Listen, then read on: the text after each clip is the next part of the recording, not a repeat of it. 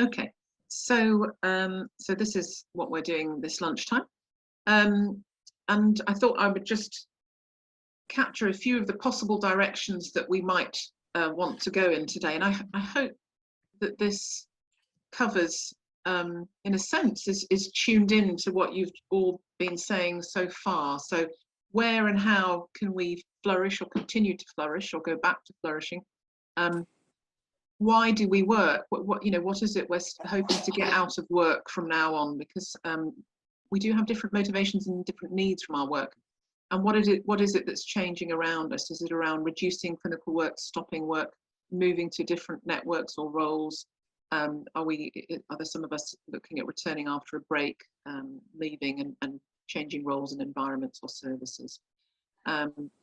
What I've brought in my sort of toolbox, I've brought some stuff on low volume working, also on peer groups and the importance of those for any part of the GP journey, returning after career-based GP retention scheme, something about the way the landscape has changed, and some sources about work and why we work. But as I say, you are a key resource in this whole discussion. So I just wanted to start by sharing some of the some comments from a couple of peer groups that I helped set up here in the Northeast. 15 years ago, I set up a number of so-called self-directed learning groups in the Northeast. So this is where you help GPs to come together to form a group, of high trust group, to do peer support and learning. And there were two groups that formed that were exclusively of peri-retirement GPs. And I contacted them recently to ask them what importance and value the group had for them. And I wanted to share these lovely quotes that they sent me. So first one, there's three of these. So the first one, between us, we were doing hardly any actual GP work, but we were doing really interesting and valuable work allied to our GP role. And we were able to share common experiences around managing portfolio work, consideration of retirement and part-time working plans, and navigating the requirements and pros and cons of staying on the GP register. In my view, therefore, there's a definite role for groups such as ours, whose needs are very different to those of younger GP group, heavily immersed in the demands of everyday coalface GP. So that's worth sharing. Second quote I've got here. So our reason for meeting was in response to the needs for appraisal and revalidation and for support when we were working without being attached to a particular practice. For me, the principal benefit was having contact with experienced colleagues and a safe place to share some of the stresses and strains of working as a locum in practices that did not themselves provide much in the way of professional support. And the third one, I have been part of some or other group of GPs for about 35 years. I used to be a young practitioners group, 10 to 15 years, then Ballant. At the dawn of GP career, there was uncertainty and a degree of imposter syndrome. At dusk of career, there is uncertainty. I'm not keeping up to date. I need to share the dogmas entrenched over the years and hope that somebody would relieve me of these dogmas. There were a lot of discussions about non-clinical aspects of GP medicine, our own frailty, uncertainty, and imposter syndrome. So coming up a little bit there, that the themes about how you retain your confidence in your competence that somebody referred to earlier. So one of the things I thought was worth just being aware of when we think about our choices of type of work is just thinking about what is important to us at any given moment in time, and just recognizing that is different. So for example, at the top there I've put boundaries, autonomy, work-life balance. So somebody who I see this particularly in female GPs with young children, boundaries are absolutely crucial because they often have childcare responsibilities and so on, school holidays to juggle. We might obviously have other elderly dependents that you can look after, might be another reason for boundaries. So that can be a priority that overrides all other priorities. For a newly qualified GP, the prime thing might be to feel somewhere where you feel supported because you're lacking in confidence and you still feel you're consolidating your clinical identity and your confidence. And so for them, being in a role which has a very clear network of support may be important. For others who feel like neither the need so much for support or boundaries, then it's income and financial security, and those might be the ones that are more drawn to partnership, for example. Or it might be somebody who's feeling the need to progress with their career and aspire to leadership positions and so on. And then needs like needing variety or needing continuity to feel fulfilled. And we know that continuity of contact with patients is a key protective element for burnout. So if you find that for you having that relationship with patients on an ongoing basis is that important, you may find that working in out of hours or in urgent care is not going to meet that need. So once you're aware of what the things are that are important for you, you can then look across the huge range of roles out there and start to think about which roles best meet those needs for you. And in doing so, you also recognize that when you make these choices, you're also making a choice to potentially restrict or narrow your skill set. So somebody referred to this earlier in that I think they were saying they wanted to do complex long-term conditions and not do trivial illness. So if you choose, for example, to do only out of hours work, which is a specialty of its own, you will become very good at managing risk and acute illness. You may become de-skilled at long-term conditions and contraception, and that's okay. If you do only daytime locums without any on-call, you may become more de-skilled in acute care, but you still maintain some exposure to the broad range of daytime general practice and so on. But you may not be as involved in palliative care if you're peripatetic and moving around. So all of those choices have trade-offs in terms of your skill set, and that's okay. And appraisal is there to help you have a safe space to reflect on the decision, the choice that you've made, and how you will continue to remain competent for the role that you've chosen. You do not have to remain competent for the role that you obtained your CCT in. The key thing is to remain competent for the role you're in at the moment.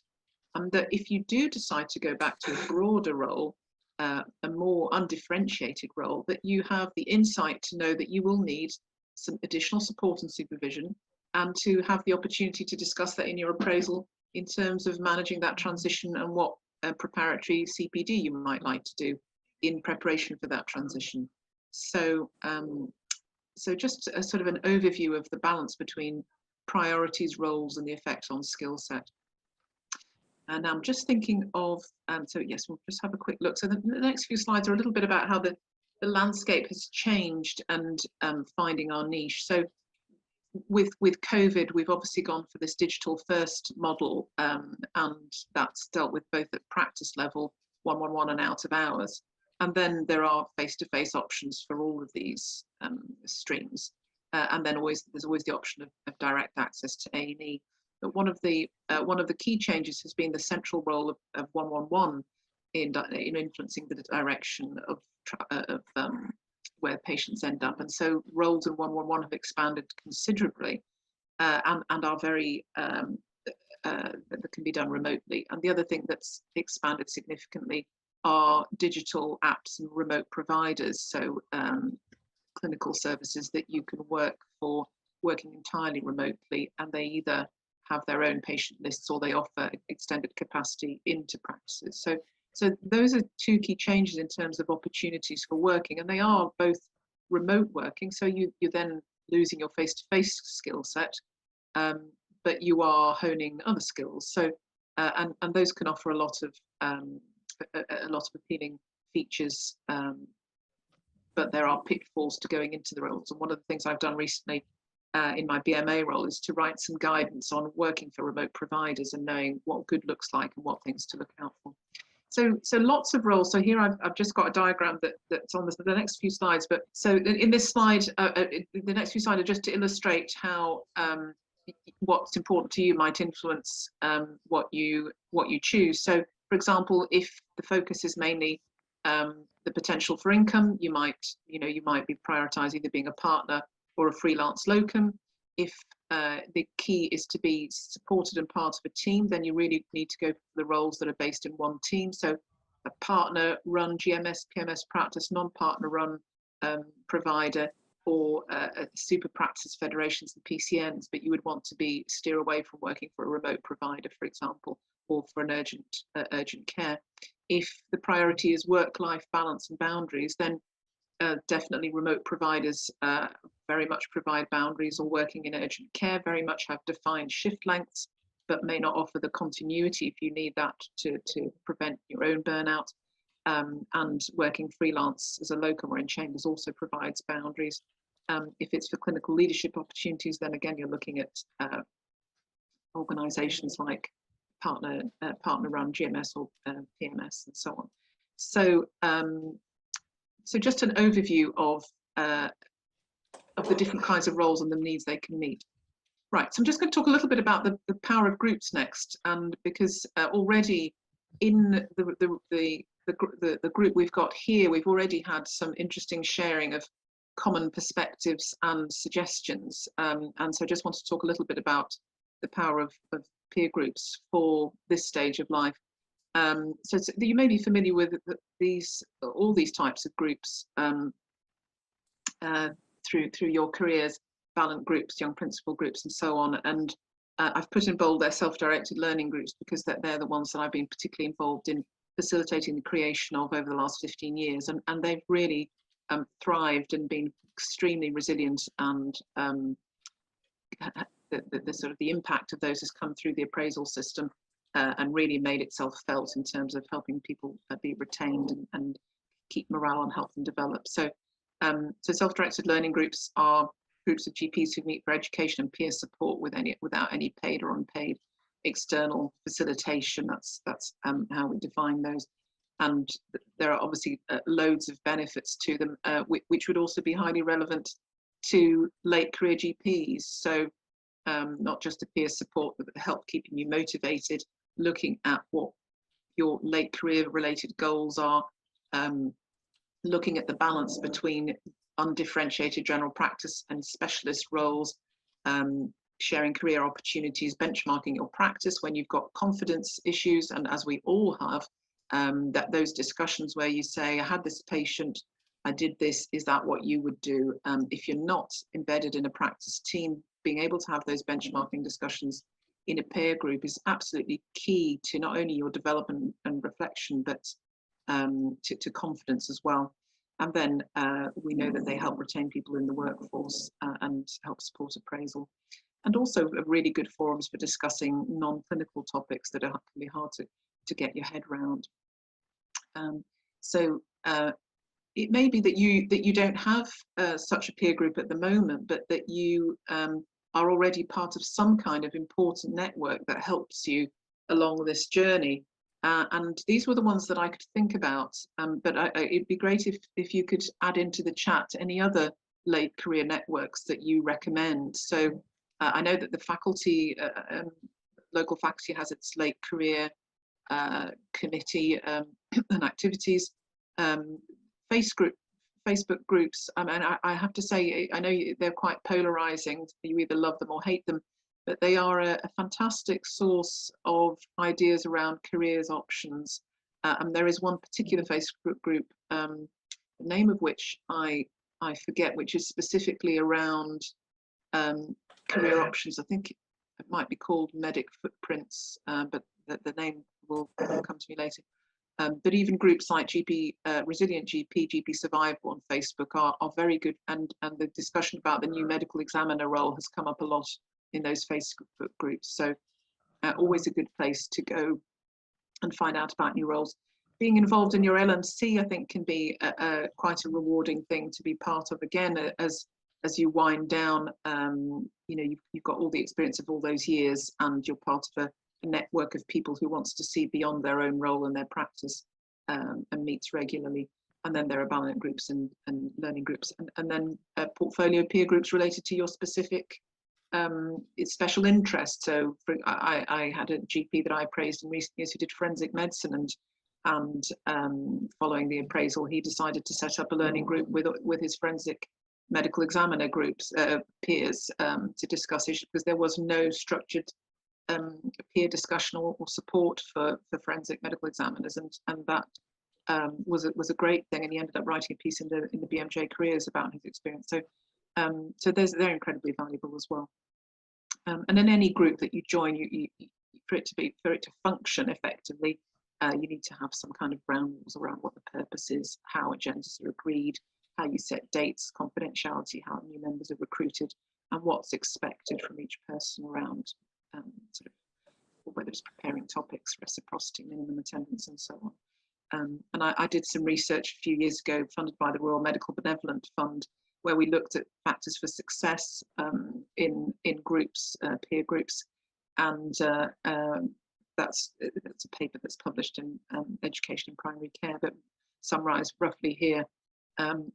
There's an ideal size, which allows the establishment of trust, which is around 6 to 8, allows establishment of trust, but provides enough capacity so that people don't have to feel that they have to go every month. Non-hierarchical democratic structure, being clear about membership, who's in, who's out, rather than people being able to drop in. Ground rules, and then in terms of activity, an openness and willingness to share and commit, the right balance of education with peer support and social interaction, and ensuring that the group is run to meet the members' needs and preferences, and that this is reviewed regularly to make sure that it's doing that. So if you wanted to read a bit more about the research I did into learning groups and the impact they can have, that's there's a few publications there. So low volume working has been mentioned several times by a number of you, and it seems to be a sort of a natural progression, particularly in late careers, as people develop other portfolios that they are passionate about, and as you take on other roles, where they might be in management or another clinical specialism, you might do less and less undifferentiated general practice. So a few years ago, there was a move to be quite prescriptive around the number of sessions that you had to work. But thankfully, after discussion across the various stakeholders, we came, I think, to some a much more common sense based approach around supporting doctors who undertake low volume and having a more qualitative approach rather than based on numbers. And recommend that any of you that are thinking about this have a look at these two guidance documents. So in essence, what this guidance talks about is that we shouldn't look just at the number of sessions that you do, but on the other aspects as well. So the impact of working at low volumes is going to be very different if you are inexperienced, if what you do the rest of your time has very little overlap with general practice, if the role that you have in general practice has a very narrow remit, if there's no opportunities to integrate with the organisation that you work in. So you not only do low volume, you're very peripheral to the organisation with very little feedback and no benchmarking. If your approach to risk management isn't robust, and if your CPD isn't aimed at maintaining the skills that you need, as well as the duration and spread. So people who, for example, go abroad and then come back and do 20 sessions over a period of 2 weeks are obviously going to feel very differently about their competence than those who might do it regularly throughout the year in one team.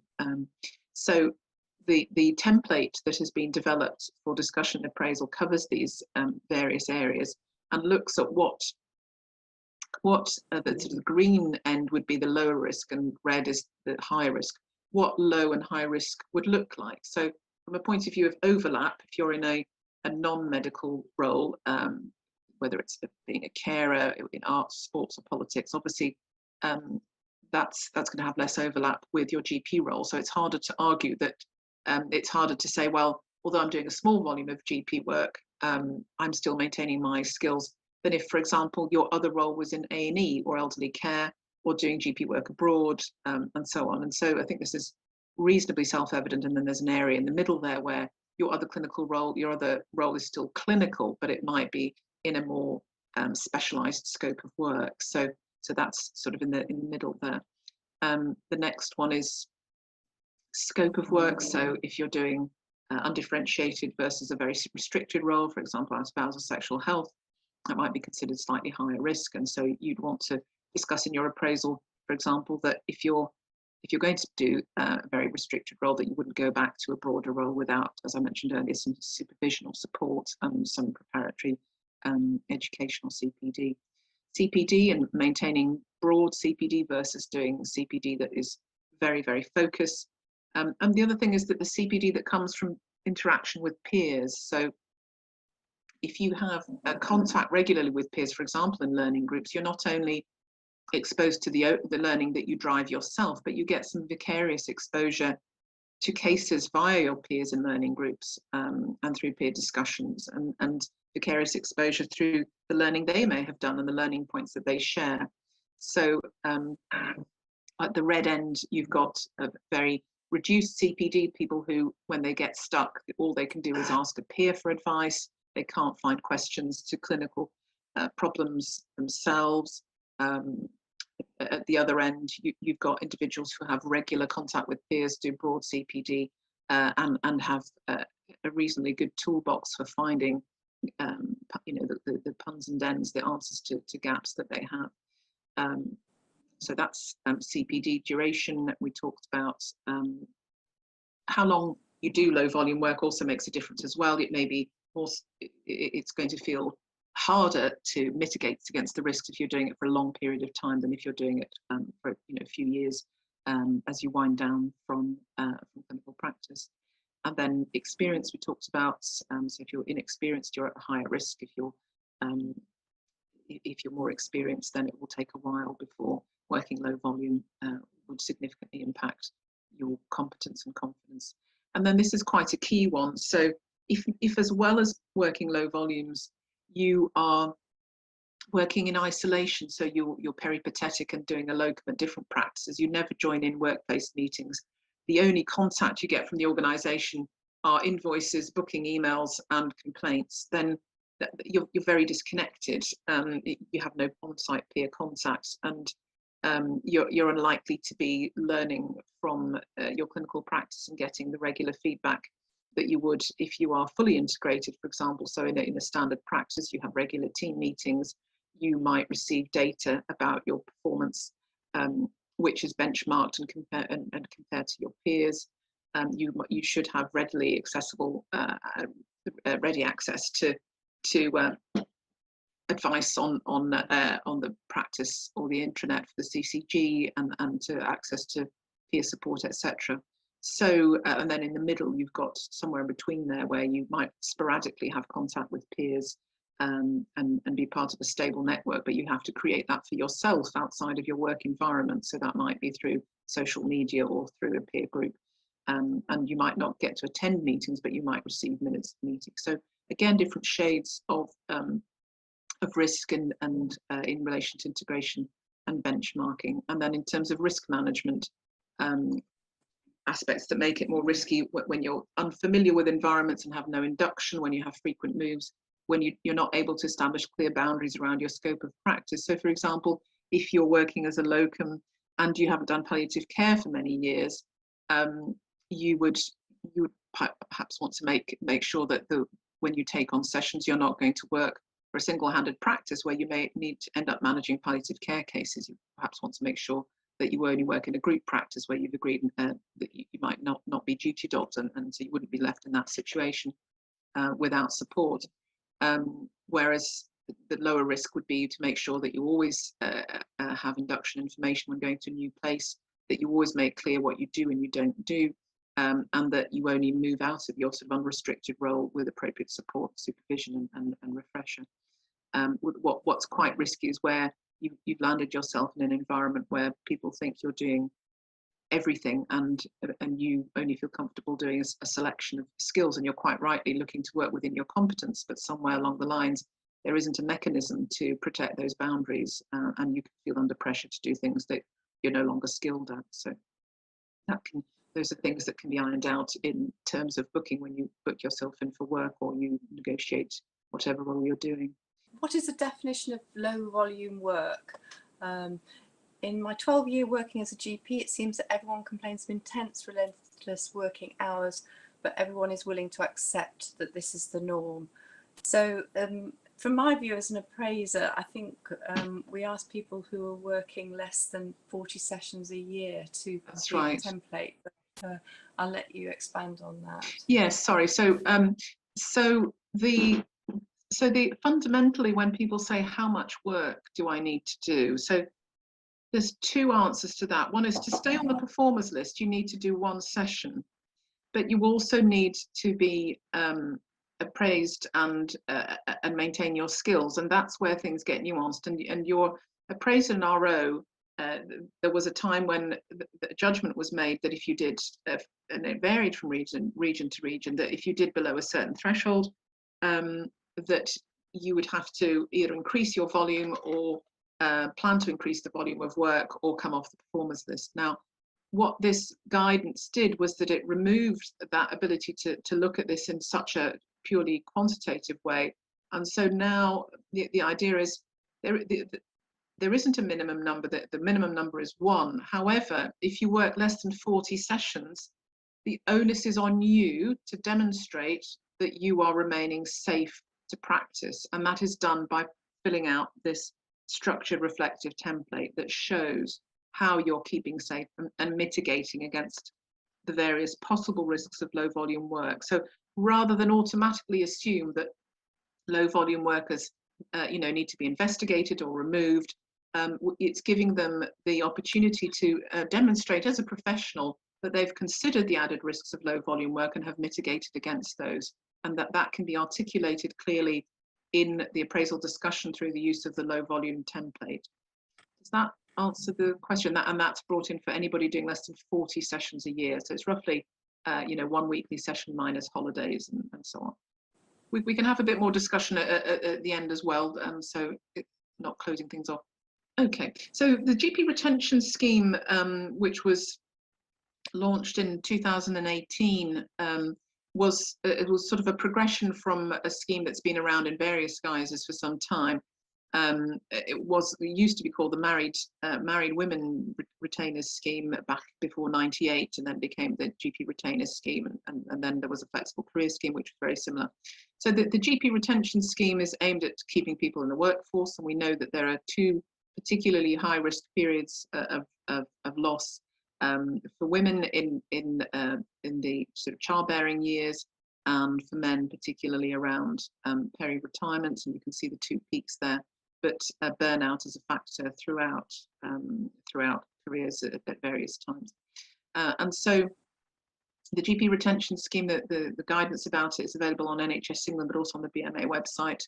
And there's also a video about it, which I delivered part of, which again can be accessed through that BMA GP retention page. And I also have a video about the retention scheme on my YouTube channel. So, but in essence, the nuts and bolts of it are that in order to be eligible, you have to be considered at risk of leaving or have left, but still be on the performers list. So you're somebody who can make a case to say, if I can't get on this scheme, I am stopping. And that could be because of personal caring responsibilities, being very close to approaching retirement, or having another role which you have developed, which requires greater flexibility from your GP role, and unless you can maintain that flexibility, you might drop your GP role and just focus on your new role.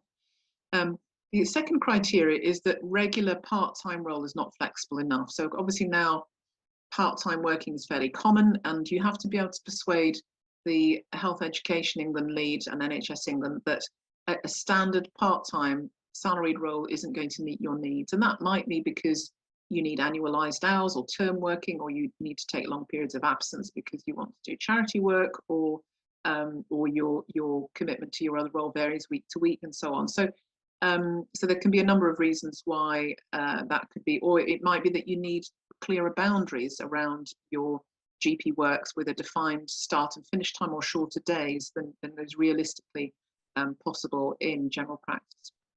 And the third criteria for having access to the GP retention scheme is that you need additional educational supervision.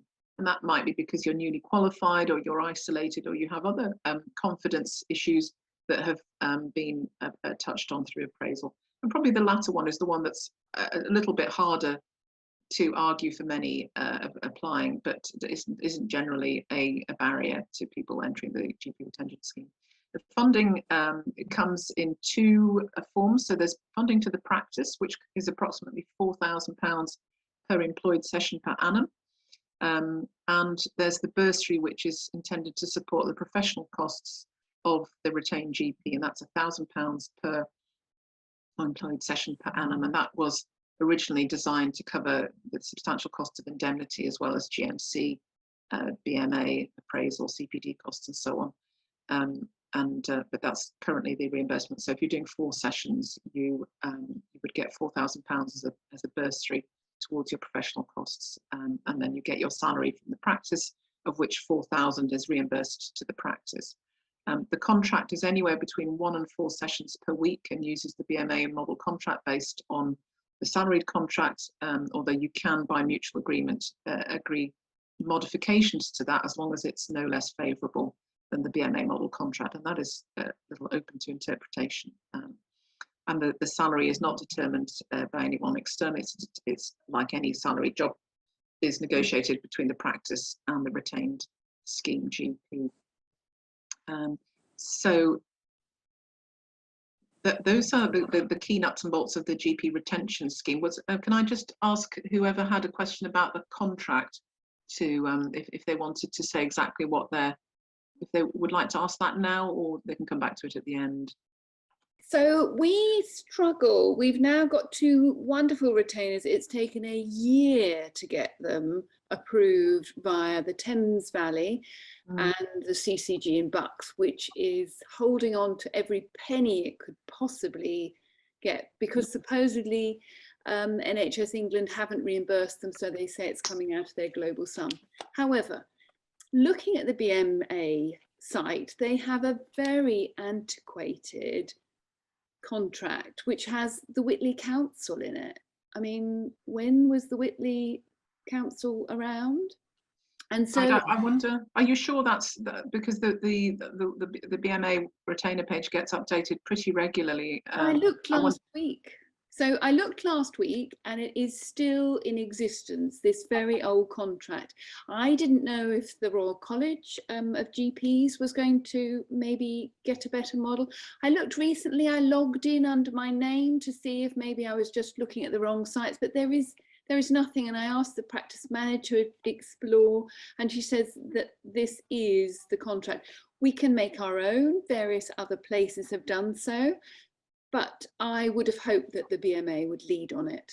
Yeah, so I'm trying to think now whether I think we certainly looked at the retained GP contract at the time that this new scheme was launched, but essentially it's modelled on the current salaried contract, and where there was references to Whitley Council, though those are now I think referred to Agenda for Change. So if you wanted to drop a line, have you emailed the BMA to ask about whether there's an up-to-date version that can be shared with you? I haven't yet, but I might well do that. Yeah, and feel free to email me as well. But yes, Whitley is out of date.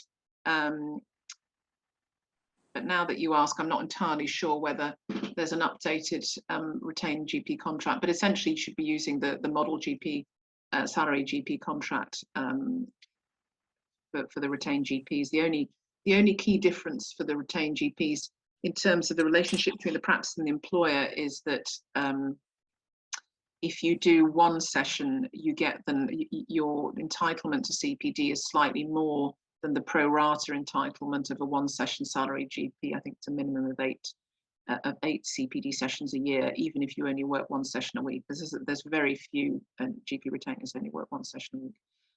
But do follow up with an email either to me or to BMA membership services to find a more up-to-date contract.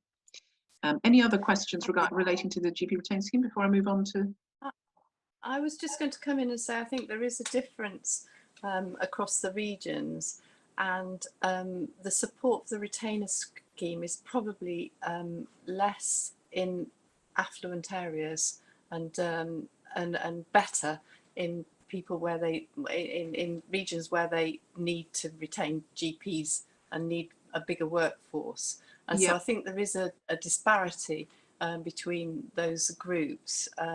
I worked at Thames Valley HE as the induction and refresher lead up until a few years ago, and indeed the retainer scheme wasn't well supported then, so I was a bit sorry to learn from you, Rachel, that it hasn't changed, because I think in any area there are, you know, needs, there are pockets of needs. It's not just, you know, oh, this is an affluent green leafy suburb, and you know, we don't need any extra retained GPs. That doesn't apply to the whole of the region.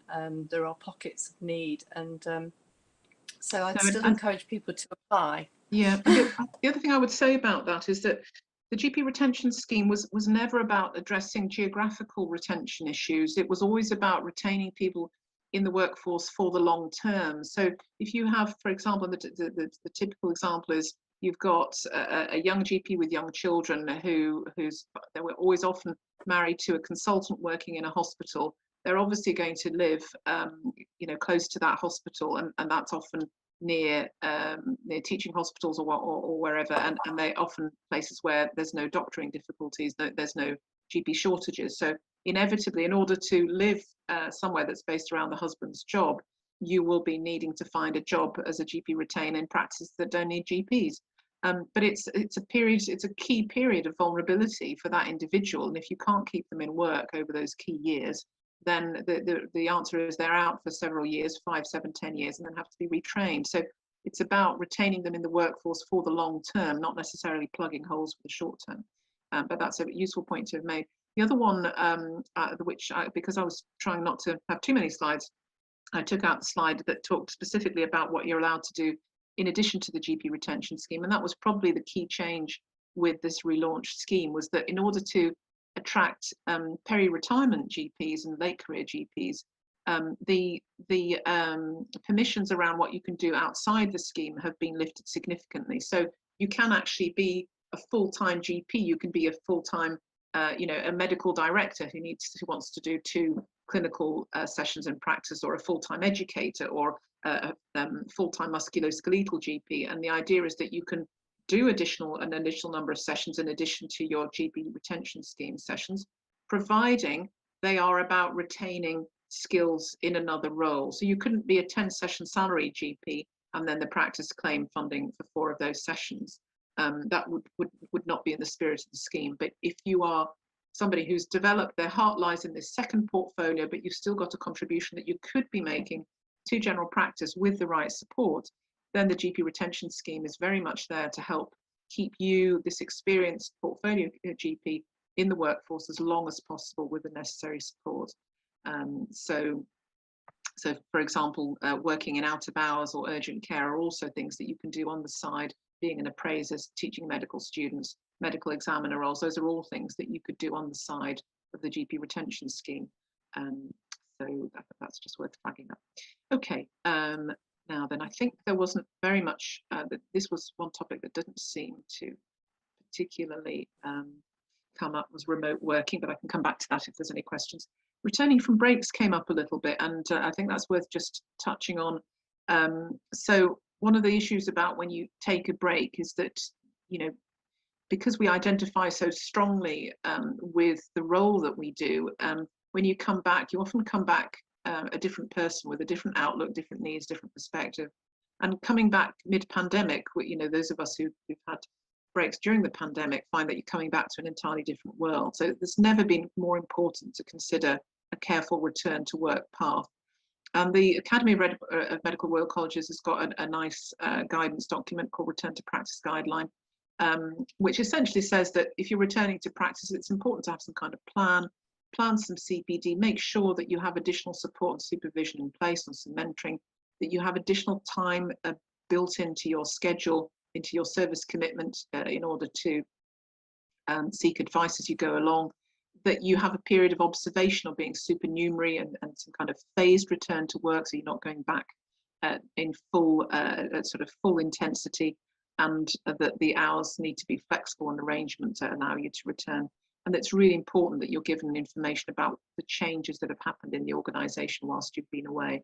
So in my particular case, for example, I was in a practice for 15 years. I resigned in July of 2020, and since then have been doing entirely remote work through 111 and through a digital provider.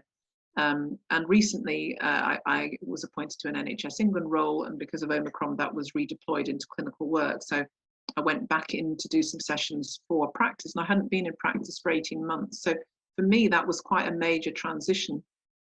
And so it was very important for me to discuss with the practice, saying, you know, I haven't been in a physical practice for 18 months. So I'm going to need to speak to one of your clinicians to understand exactly how things work. I will need your registrar induction document. I will need a very protected number of appointments initially. And on my first morning, 4.5 hours, all I managed was 8 telephone calls and 1 face-to-face, which is very much below what I would normally manage when I'm fully up and running. But that's just part of acknowledging that when you go through major transitions like that, you need the extra time and support. And over the subsequent sessions, I was able to increase what I had to offer. Thankfully, because I was redeployed, my sessions are free to the practice, so they weren't too bothered about you know, how much I actually did. But even if I was going back as a locum, and that's what I talk about next, it's definitely worth negotiating a reduced fee to allow you to work at the pace that's right for you. Lucy Henschel is an amazing character, GP in Suffolk, who's done some fantastic work around supporting GPs to return to work after career breaks.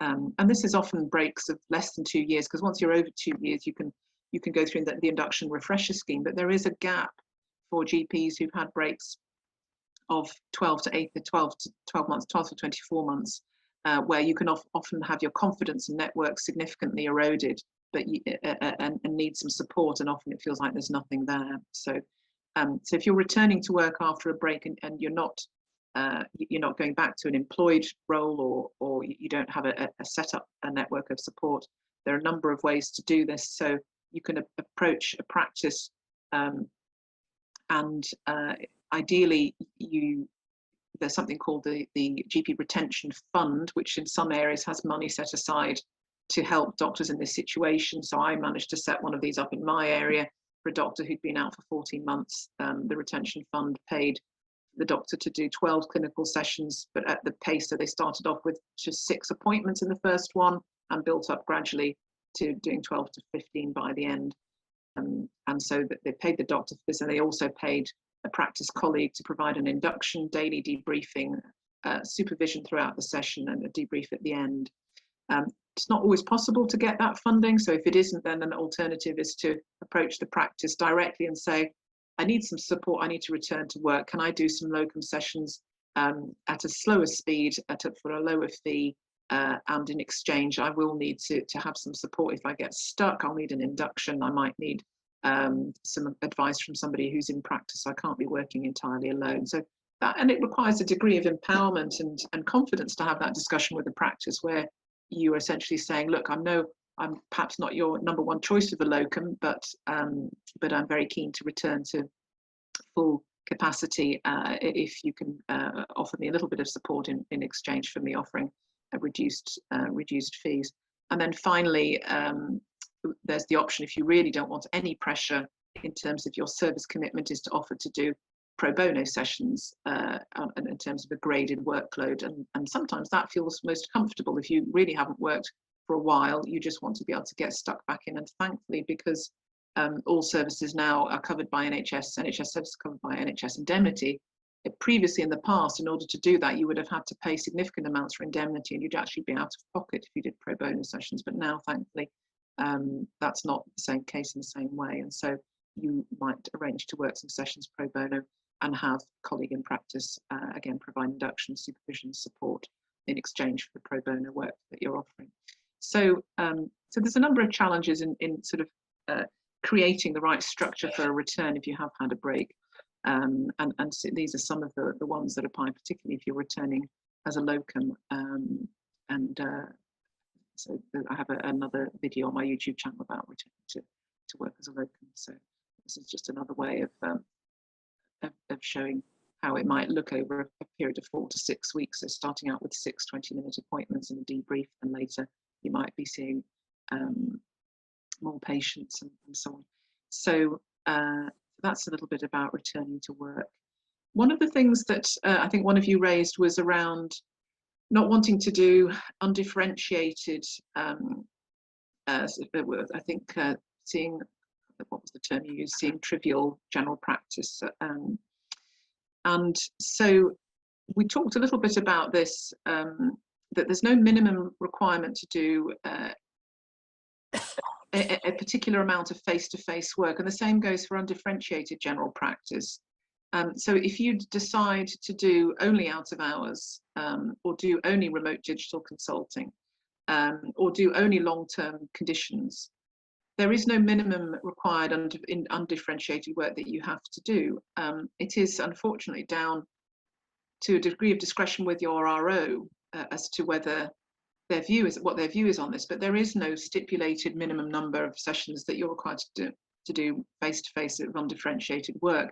And the purpose of appraisal is to check that you're up to date and fit to practice in your current role. So again, and I've done a separate structured reflective template for doctors who have chosen to work in a more narrowed and restrictive role, which is similarly structured to the low volume one, which allows them to demonstrate that although they've chosen to work in a restricted role, they're well aware of the skills that they're leaving behind, and they're well aware of what would need to happen before they would ever move back into undifferentiated work. And they have ways of maintaining their current boundaries around their restricted role, or ensuring that if they do move into an undifferentiated role, that they will put in place supervision. So it's, for many of these cases, general practice has become so varied, you won't be the first person doing something different. And it's about knowing how to put your case as a professional to those that you're accountable to, so that you can reassure them from the point of view of patient safety. But again, these are discussions that, again, if you're on Facebook, there are some really useful peer support discussions around these issues, but I'm happy to take questions as well. So this is around my structured reflective template for those who do a restricted scope of work. So you need to show, it helps you show that you're self-aware of your restricted role and the effect on skill set and competence, that you're mitigating against any risks which might arise from being expected to see cases for which you're no longer skilled. So obviously, if you're working in a service where patients are filtered to only be a certain case type, then you're well protected. But if you're working in other settings, it might be that you might accidentally have somebody booked in to see you who you're not prepared to see. So explaining that, how those boundaries are in place, and then showing that you only plan to transition with planned support. And some ROs who are more nervous about this will ask you to sign up to voluntary undertakings. So that's conditions on your performance that basically says you will not move back into undifferentiated practice without a discussion with the RO first. And I think, you know, it's a bit of a last resort, but I think that's a workable solution as well. If you're doing long-term conditions only and you don't want to do general practice, and you're getting you know, some objections around this, then to say, look, you know, I can sign some undertakings. I promise not to go back to undifferentiated general practice without discussing with you first and making sure that I've got some supervision and a properly planned transition back. So so that's an important discussion to be able to have. And appraisal I know appraisal for many people, near retirement can seem the ultimate, sort of the last straw that pushes you over the cliff, but it can help you with the right appraiser to maintain your hope. So by exploring different career choices and helping you rethink your current role in your current organisation, whether it's the fit with the organisation that's working or not, whether it's the fit with the role, whether you want to have a more limited scope of practice, and also to help you figure out what those values are that are important to you. Is it boundaries? Is it opportunities for career progression, and so on. And the appraisal can help you be empowered to ask for a proper induction on return to work, ask for supervision and support when you need it, and ask for a sort of a phased return of graded workload with catch-up slots and so on, and claim your accrued CPD. Did have a doctor on the GP retention scheme who was took maternity leave and was told was denied her CPD. That is a contractual entitlement. When you're on maternity leave, it's accrued in the same way as annual leave, and thankfully the BMA was able to step in and argue for her to make sure that she got her entitlement to accrued CPD. So I think at this point, I've ended up going through a lot of my slides, minus one section. Just got a couple of thoughts that I wanted to share. I've been doing quite a lot of reading around why we work, and this book has been really helpful for me in terms of clarifying. Sometimes I find myself doing work that is voluntary and unpaid, and then feeling bad that I'm doing it and that I'm not maximising my income. And it's led me down this whole journey of understanding the purpose of work in society and why we're driven to work, but particularly the relationship, the importance of feeling that you're doing an activity that is purposeful and meaning, and that actually recompense isn't always,